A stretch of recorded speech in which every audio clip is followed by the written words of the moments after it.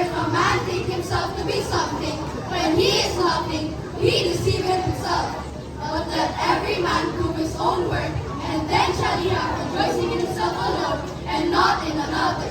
For every man shall bear his own burden.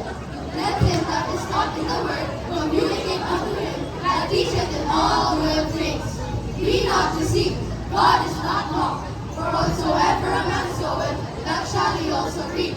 For he that soweth to the flesh shall of the flesh reap corruption, but he that soweth to the Spirit shall of the Spirit reap life everlasting.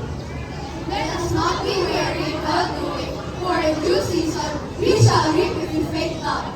Galatians chapter 6, verses 1 to 9.